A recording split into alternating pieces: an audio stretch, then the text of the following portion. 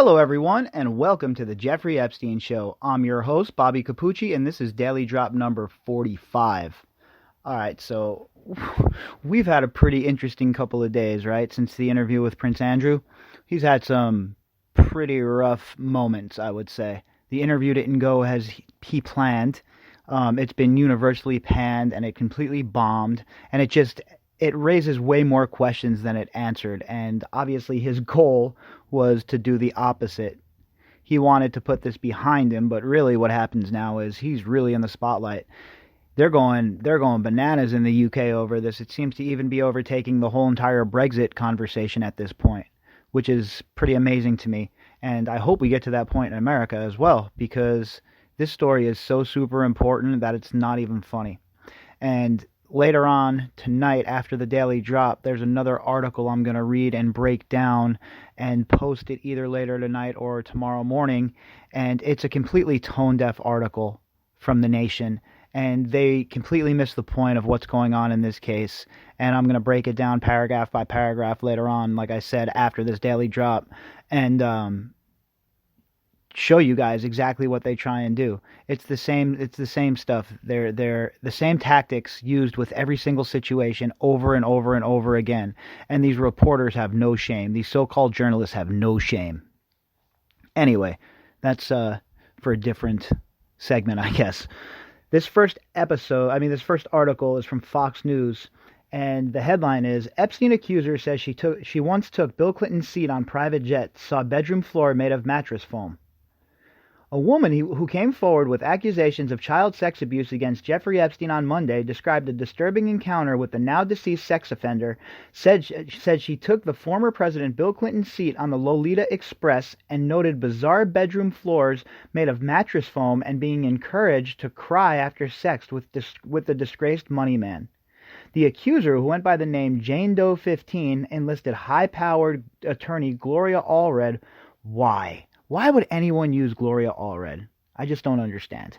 Who held a news conference Monday in Los Angeles. The accuser was 15 when Epstein preyed upon her, and she was seeking compensatory and punitive damages as a result, Allred said. Her lawsuit alleges battery, assault, and intentional infliction of emotional distress, Allred said.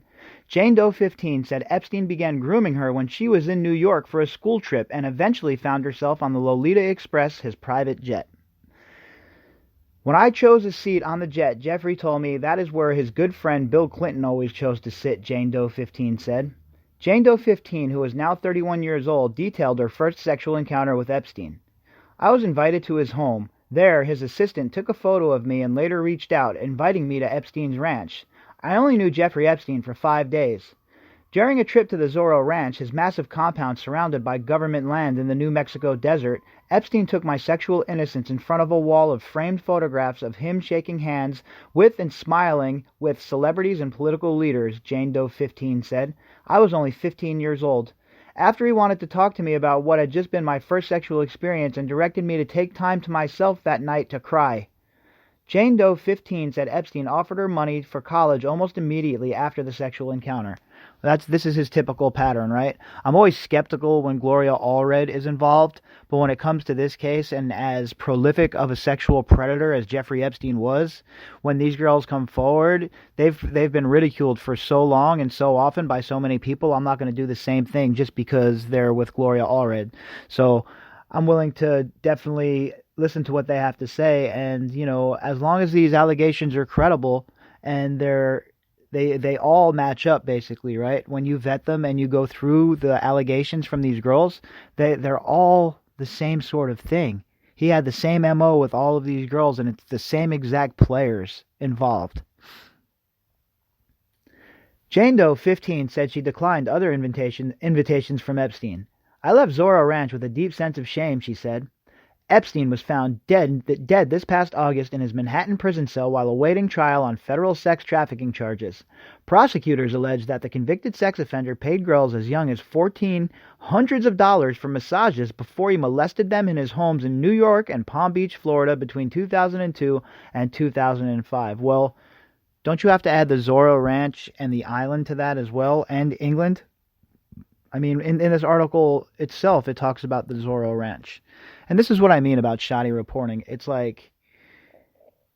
almost like they don't even like proofread some of these articles. They just fire them off. Anyway, so that was the first article from Fox, and it just adds another layer to the pile of evidence that we have against Jeffrey Epstein.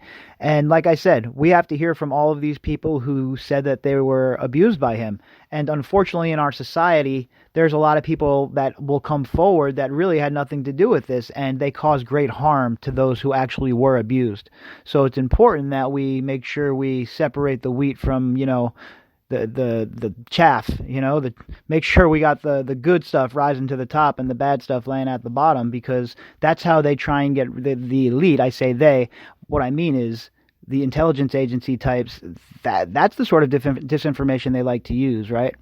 Oh, well, this one's a liar, so that one must be a liar. We saw it in the original case. That was basically their whole defense. The whole defense built by Dershowitz was built on the girls' MySpace pages and stuff. So we have to be very careful what we accept for fact and what is just tickling our confirmation bias. We don't want to get caught up in all of that. We just want to follow the facts wherever they lead. Like I saw somebody today talking about the situation with how Donald Trump was allegedly caught up with Jeffrey Epstein and a 13-year-old girl, and how there was suits filed. And look, I've read all of those charges. I've read all of those allegations. None of those girls have spoken up in court. If now's not the time to speak up in court about powerful people, when is? The man's being impeached right now by the Congress. If somebody came forward and they have allegations that he was involved in Epstein's sex ring, now would certainly be the time to come forward, right? You would never find more support than now. So if somebody out there actually has the receipts and the evidence for that, then bring it forward. If not, all you're doing is adding more disinformation to the game. All you're doing is doing their work for them. All you're doing is making the actual job of finding out who was really involved that much harder. All because you want to play politics. All because you want to be involved in tribalism. Take a good hard look in the mirror if that's you, and ask yourself: is that what you want? Is that what you want to be involved in, or do you want to be involved in chasing down the truth, no matter what, even if it shatters your confirmation bias? That's really what you have to ask yourself in this case, because that's where I'm at. I could care less if every single member of Congress and every senator was perp walked in handcuffs if they were all involved in this.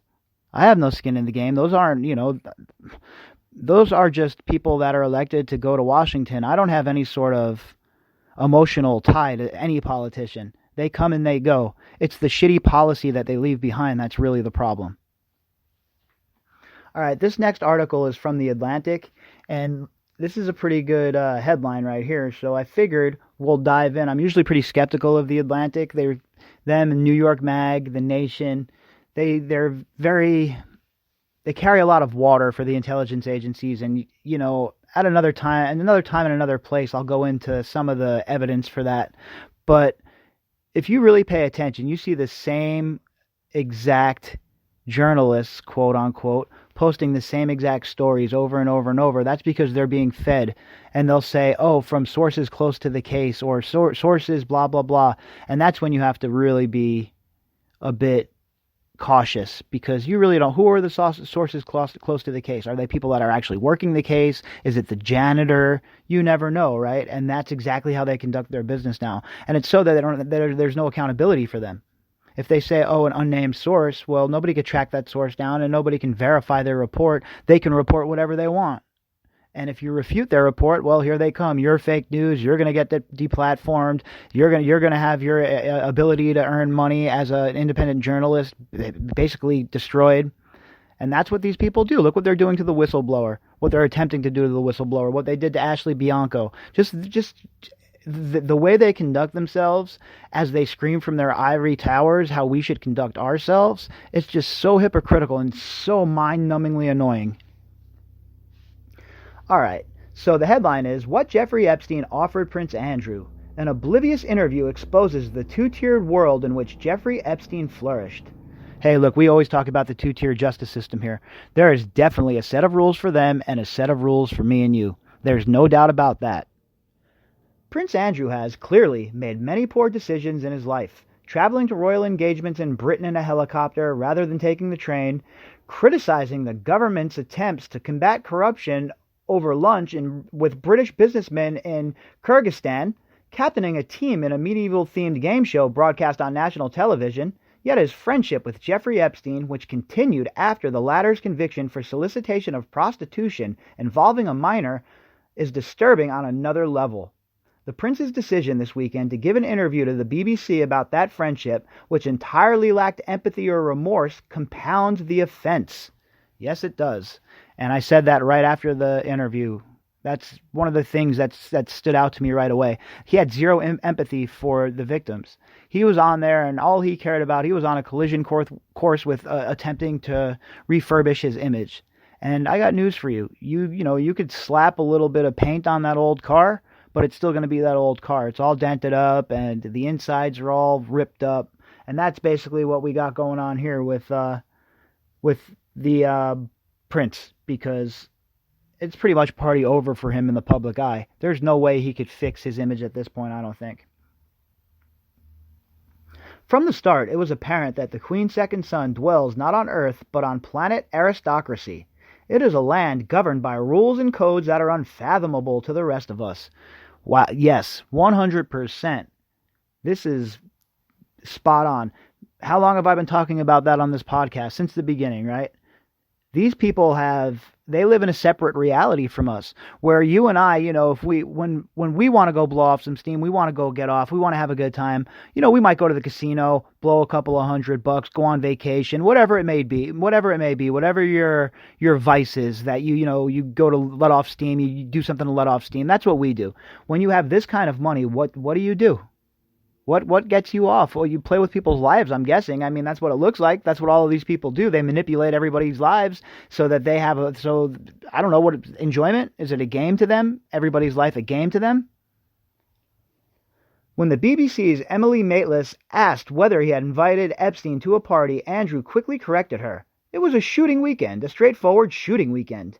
The distinction between an evening event and staying with friends to fire guns in muddy fields is meaningless to anyone who grew up outside the English upper classes. Right.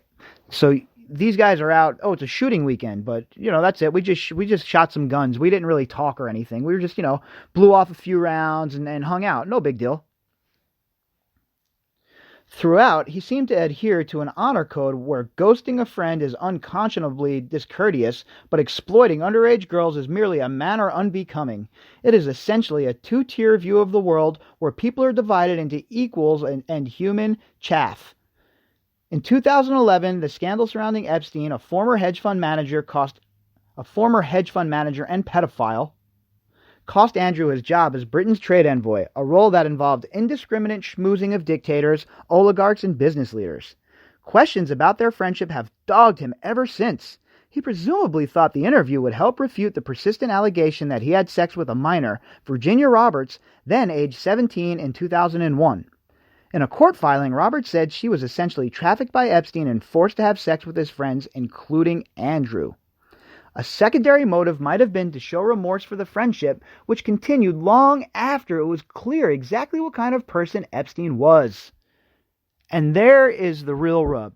Anybody who continued their relationship after this man's arrest really doesn't have a leg to stand on. You certainly don't have any sort of moral ground to stand on. It's all dried up. You're alone on the island. In fact, it's like Jeff Probst just said to you, look, I got nothing for you, meet you back at camp. Because that's basically what's going on here.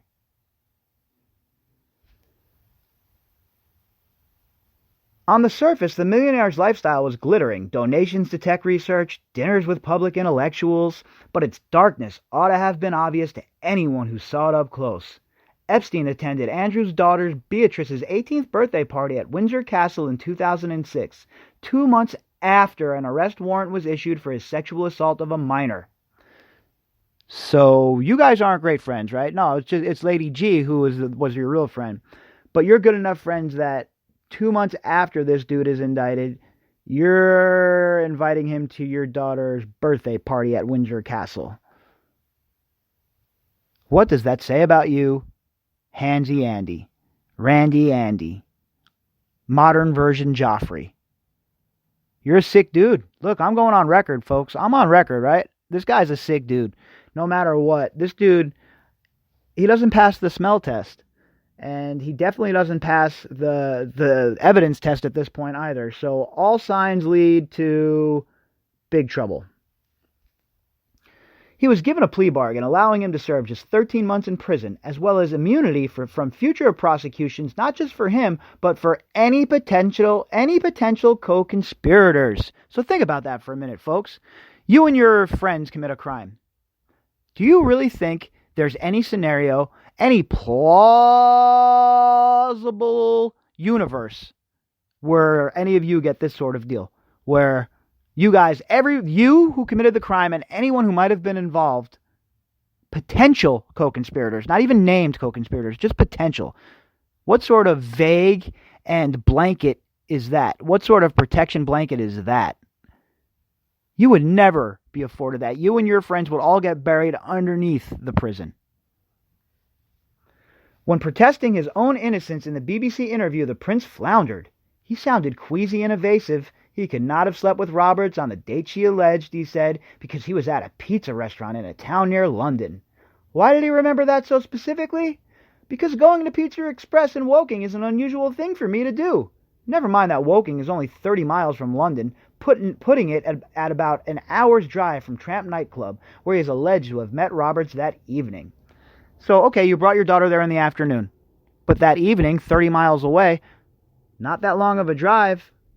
Not that long of a drive, Mr. Prince. And did you take a helicopter? Who knows what you do? You are the Prince of England, right? You could do whatever you want.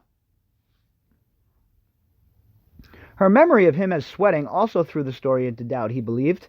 I didn't sweat at the time because I had suffered what I would describe as an overdose of adrenaline in the Falklands War when I was shot at. Look, I get it. There is a condition that can occur where you stop sweating. I was doing some research on that and reading up on that a little bit, and there's definitely that can occur, but it is very, very, very rare. Very rare. Less rare than a hyoid bone breaking in a soft suicide, folks, that's for sure. See, and that's what they want us to do. They want us to believe the little pieces they want us to believe, but they don't want us to believe the other stuff, right? It's just what they say, their narrative. Remember what Jake Tapper told us on CNN? You don't have to read those WikiLeaks emails. We'll tell you what's in them. In fact, if you read them, that's illegal. Mr. Tapper, come on, find a new line of work.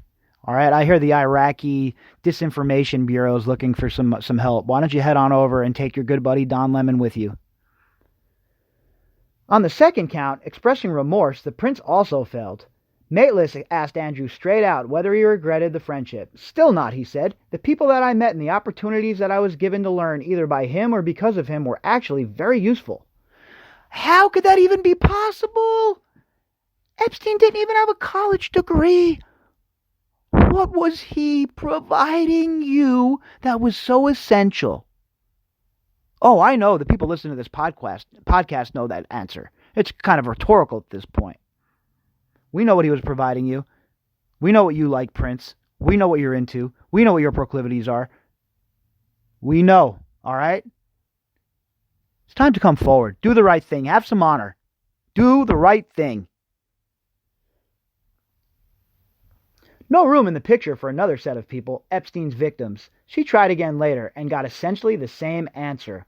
Remember, that was one of my biggest things. It made me so mad that there was no empathy for those victims. I was talking to my dad as we were watching football yesterday, and I've never seen him so agitated about something either. My dad's always been very distrustful of the mainstream media in general, and he ever since I was a kid, he would always, point things out to me and blah, blah, blah. But I've never seen him so agitated as he is right now with this whole entire situation and with the two-tier justice system. And I think that he is a good indication of the silent majority and how the silent majority feels about all of this. So, like I said, let people continue to laugh. Let people think that we're not going to get to where we're going in this case. But the dominoes are already starting to fall, right, folks? We have UK politicians calling for Andrew to go under oath. UK politicians. And he does not have diplomatic immunity. So if he's subpoenaed, well, that's quite the conundrum, isn't it?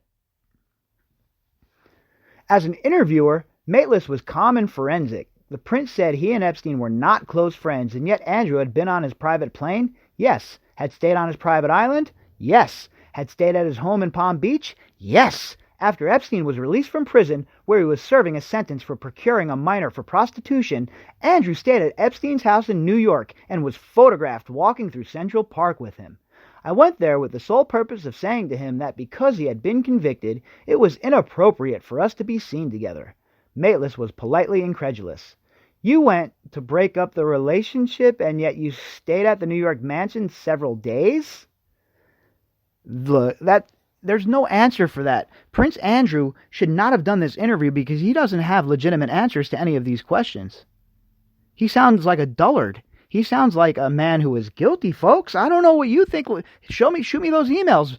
Bobbycapucci at protonmail.com. BOBBYCAPUCCI at protonmail.com. Send me those emails. I want to know what you think. Do you think this man's guilty? I've been getting some great emails lately. I mean, some really great in-depth emails, and I'll tell you what, it seems to me everybody's on board with the same exact idea here. It's the evidence. You follow the evidence, right? And when the evidence leads you somewhere, you have to believe what you've seen. And we've been doing this now for quite some time. And if you followed from the beginning, we've been on the scent this whole entire time. And, all you have to do is go back. These are articles from the mainstream media. And the purpose of me reading these from the mainstream media is this, to hang them with their own words. That way nobody could go back and say, oh, you're using some conspiracy site to confirm your biases. Don't you know that so-and-so wasn't involved? Well, look. Go back, check the evidence, and then get back to me. And let me know what you think after that. Although the interview will be remembered for the weirdness of its details, the pizza and the sweat, its true value lies elsewhere. It provided, through an apparently unaware narrator, a portrait of the whole toxic brew that fed the Epstein scandal and others like it. When historians try to understand the interplay of celebrity and sexual predation in the early 21st century, it will be as revealing a document as the recent books on Harvey Weinstein. Every abuser, listen to this, okay? Listen to what she's saying here, and then think about what we've come to the conclusion of on this podcast. Every abuser requires enablers. Every abuser requires silenced victims. Every abuser requires blind eyes. Check, check, check. Epstein had that all in spades. All these people around him, Stephanopoulos, the bigwigs, all of them that were around him, especially after his arrest, were enablers at the very least. This is a RICO case. All right, I got an email from a Mr. B in Florida who was dumbfounded how this wasn't a RICO case. It meets all of the parameters. And if there's a lawyer listening out there, I'd love to have you chime in. I'd love to talk to you and maybe even have you come on the show and discuss RICO allegations, because let me tell you what, I'm from New York. I'm from New York. I'm Italian. I know all about RICO cases. All right, I've seen them up close and personal. And if anything has ever been a RICO case, this is it right here. I'm telling you, folks, this is a RICO case, and that's the way in. Because once you slap them with RICO, everybody's in trouble. You can slap people. You can bring people in who have just associated via phone call with these people and just start putting the screws to them. But why aren't they doing that? Who's pulling the strings? Who's telling them no? These 45 minutes of television laid out the whole sorry dynamic. Take an aristocrat and offer him access to an exciting world of glittering people. Remember that he is used to, from birth, the constant presence of staff, so that he invisibly divides the world into his peers and those shadowy beings who fulfill his every whim. And that's what really... It's that sense of entitlement that these people have. They can have whatever they want. Their money says to them in their sick world that they can have whatever they want and do whatever they want with whoever they want. And if that happens to be your daughter, if that happens to be your sister, that happens to be your wife, your mother, your grandmother, your cousin, well, just so what? To hell with you. What are you going to do about it? What are you going to go to the cops? Big deal. Big deal. What happens if you go to the cops? What sort of precedent does this set, right? Go to the cops, and then what happens? You get into the jail cell, get to go out for 12, 14 hours a day, still get to go out and associate and rape girls or whatever it is you're doing. Come on. It's not the real world. Mob bosses don't even get that kind of treatment. Rich drug lords in Mexico, where it's as corrupt as the day is long, don't get that sort of treatment, folks. But here in the good old USA, with the great intelligence agencies seeping their sick paws into everything, this is what we deal with. Are you not entertained? Have you not had enough? Have you not had enough wine? Have you had not enough gladiatorial games? People fed to the whims of the press? Because that's basically what it is. They hope to keep us fat on entertainment and sloth so that they can continue to pillage and rape. Literally and not... It's maddening. It's to the point where I lose my train of thought and I can't even form the correct words without going on a curse-filled tirade of just words that I shouldn't be using on this podcast. I don't wish to appear grand, but there were a lot of people who were walking around Jeffrey Epstein's house, he told Mateless. I interacted with them, if you will, to say, good morning, good afternoon, but I didn't ask, what are you doing here? Why are you here? What's going on? Then offer him the use of a house, a plane, an island, an implicit transaction of money for royal stardust. He is a trophy, rarer even than a stuffed lion, to show off to friends.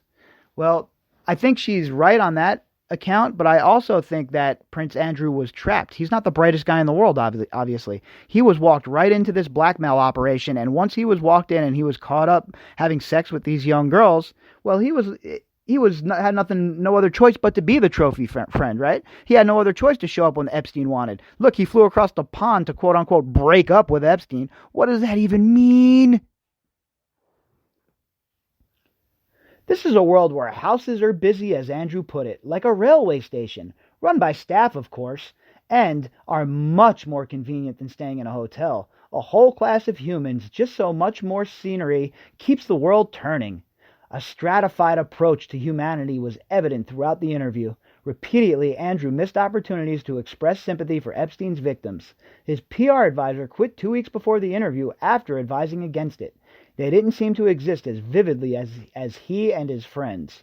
And we discussed that, right? Remember, they hired the PR advisor, Stein, I believe his name was, and then he fired, and we didn't know why. Well, now it comes out, this is why he quit. This is why he quit, and it comes out now he quit because he didn't want Andrew to do this car crash of an interview. The guy obviously knows what he's doing, and he was trying to protect Andrew, but once again, the royals know better. And if his mother wasn't 92 years old or however old she was, I'm sure as shit that the Queen Mother would not have let this interview crack off. She knows who the dullard son is. If the prince had not come across so unsympathetically, there might have been another lesson to be drawn from his words. The deforming effect of Britain's obsession with its royal family on members of that family. They are treated with extreme deference and extreme resentment, a divide that threatens to shear their psyches into two. Kate Middleton is praised and reviled for the flat dullness of her public image. For every cruel column accusing Meghan and Harry of narcissism, there are huge numbers of supporters who adore them uncritically. For Prince Andrew, there is a sharp disconnect between the fawning millionaires with whom he surrounds himself and the relentless hostility of a press that sees him as a spendthrift playboy. Well, you know, if a leopard has spots, if it has spots and it's a leopard, it's probably a leopard, right? If it walks like a duck and quacks like a duck, it's probably a duck. Buried in Andrew's words were plenty of reasons to pity him. He grew up, he said, in an institution, using the same word for the royal family that you might for a children's home or youth prison. He was careful of having photographs taken, constantly on his guard, and he could not tell if anything strange was happening around Epstein, because if you are somebody like me, then people behave in a subtly different way. It reminded me of the old joke that the Queen thinks everyone smells of fresh paint. His description of his inability to sweat after serving in the Navy sounded like a hint that he found the experience traumatic. Despite his apparent lack of remorse, I did feel there was something tragic about his story. A man born into a role he didn't ask for, given money and attention he didn't earn, living a gilded, hyper-visible, fundamentally abnormal life. And yet, the sympathy stretches only so far. Prince Andrew said Epstein had taken advantage of his tendency to be too honorable. It is more likely that Epstein took advantage of his entitlement and self-regard. Correct. He took entitlement of his perversions, really, because what they're not saying in this article is he was caught up in that blackmail scheme. That's what they're not saying in the article. Once again, they're just scratching the surface, just giving you enough, and you have to put the pieces together yourself. There are only two ways for Andrew to explain the friendship. The first is that he knowingly associated with a convicted sex offender because he did not regard that as disqualification. The second, that he was too stupid or too incurious to comprehend the evil going on around him. I lean toward the latter explanation. Privileged obliviousness in the royal family's default setting. Some have escaped it. Andrew's sister Anne refused royal titles for her children as she was determined to bring them up outside the royal bubble. Andrew did not. His daughters are princesses. At her wedding last year, the younger one, Eugenie, chose a reading from The Great Gatsby, which she said reminded her of her future husband. He smiled understandingly, much more than understandingly, observes the novel's narrator, Nick Carraway, in the section of the novel read out by Sister Beatrice. It was one of those rare smiles with a quality of eternal reassurance in it that you may come across 4 or 5 times in life. How delightful! Except that the man Carraway is describing is Jay Gatsby, a con man who weasels his way into high society through flattery and charm. There were careless people, writes F. Scott Fitzgerald, of 2 of the Great Gatsby's other characters, Tom and Daisy. They smashed up things and creatures and then retreated back into their money or their vast carelessness or whatever it was that kept them together and let other people clean up the mess that they had made. In his interview with the BBC, Prince Andrew revealed himself as a man of vast carelessness. He was friends with a man who smashed up young girls' lives and used his money and influence to secure a plea deal that saw him treated with incredible lenience. At the very least, Prince Andrew tolerated and indulged that impulse in Epstein. Now, after 24 hours of backlash over his disastrous interview, British newspapers are carrying quotes from the prince telling friends of his regret at the friendship and great sympathy for the victims. Other people are now trying to clean up the mess he has made. Well, those people are just nothing more than they're enablers as well. One thing we're not going to do is pick up anybody's mess around here. We're going to call them like we see them, and we are on record here saying that Prince Andrew needs to go under oath. He is not being truthful, in my opinion. He is showing no remorse towards these victims. At the very least, he should have remorse considering he enabled Epstein's behavior. Just by being around him, he enabled the behavior of Epstein. All right? Anyway, folks, I just want to give a shout out to some people who have been real huge supporters of the show. Maddie, Hannah, Leanne. You know, you guys have all been incredibly supportive, not only with donations, but with, the emails, shooting me different leads and different angles for stories, and it's incredibly appreciated. If you guys have any ideas for different stories to the listeners out there, different things you want to hear on the show, feel free to email me. The email is bobbycapucci@protonmail.com, and I try and answer back in a very timely manner. So shoot me some ideas for different things you want to talk about on the show, or you want me to talk about different parts of the case that maybe we missed. Because remember, we just started the Daily Drop beginning of October-ish. So there was a ton of stuff that we missed leading up to that. So maybe we could, if some people out there are still a little confused about what's going on, maybe you guys want me to go and do like a cleanup episode perhaps, and kind of do a timeline, an updated timeline of what's occurred up until this point, and we can go back and start reading some older articles and see how things have changed perhaps, or like I said, whatever you guys think. So I will be back tomorrow with another Daily Drop like usual. And like I said, I'm going to talk about that other article where basically the guy is just bashing everybody who doesn't believe the narrative, the official narrative of the Epstein story. So that'll either be later tonight, early tomorrow, one way or the other. I haven't decided yet. All right, folks, I hope everybody has a great night. I hope everybody had a great weekend. Mondays are usually tough for everybody, so I hope everybody got through it decently. And just think, another 4 days and it will be almost the weekend again. All right, folks, until tomorrow.